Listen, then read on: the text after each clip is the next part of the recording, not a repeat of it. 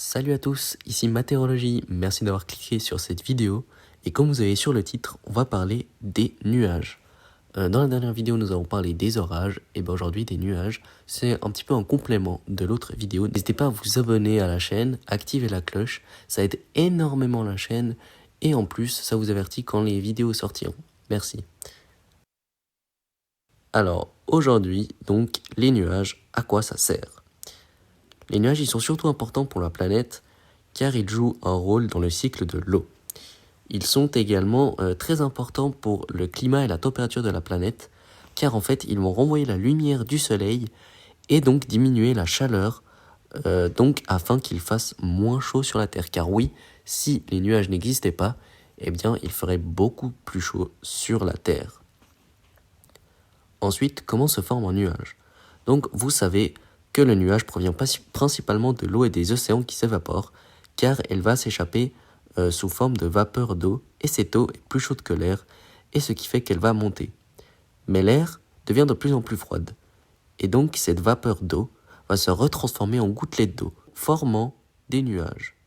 Lorsque celles-ci deviennent trop grosses et trop lourdes, elles vont tomber, créant la pluie. Mais pour les nuages de haute altitude, tels que le cirrus, on va le voir plus tard, il y a très peu de gouttelettes qui peuvent atteindre cette hauteur. Ce sont donc des nuages très fins. Ils évoluent dans les zones de la troposphère avec des températures en dessous de moins 40 degrés. Ces nuages sont composés uniquement de cristaux de glace. Ce sont évidemment des nuages qui ne précipitent jamais, cependant ce sont des très bons indicateurs, car si peu à peu le cirrus devient plus épais, il peut y avoir du mauvais temps. Ensuite, il y a plusieurs types de nuages. Donc tout d'abord, on va voir les nuages qui se développent horizontalement, puis ceux qui se développent verticalement. Donc il y a les nuages de haute altitude, donc entre 6000 et 15 000 mètres, qui ne provoquent pas de précipitation. Donc on a le cirrus justement, ce nuage de cristal. Il y a le Cirrus homogenitus. Pourquoi j'en parle ? Il est intéressant parce qu'en fait celui-là, il va provenir des activités humaines. En fait, c'est les traînées et les traînées de condensation des avions qui sont laissées dans le ciel. Si elles vont rester pendant plusieurs heures, cela signifie que l'air est plutôt humide. Alors que si l'avion ne laisse pas de traînées, l'air est plutôt sec. Donc s'il est plus humide, évidemment, il y aura peut-être du mauvais temps qui va arriver. Ensuite, plus bas, entre 2000 et 6000 mètres d'altitude, il y a des nuages évidemment plus denses, comme l'altocumulus, qui ne précipite pas, mais annonce un changement de climat. Il y a par exemple aussi l'altostratus qui ne précipite que très légèrement, donc j'en ai dit peu de nuages, il y en a beaucoup plus, mais c'est les plus importants en fait que je dis. Ensuite, il y a les nuages bas, c'est compris en dessous de 2000 mètres, donc vraiment ils sont très très bas 2000 mètres, sous 2000 mètres du coup.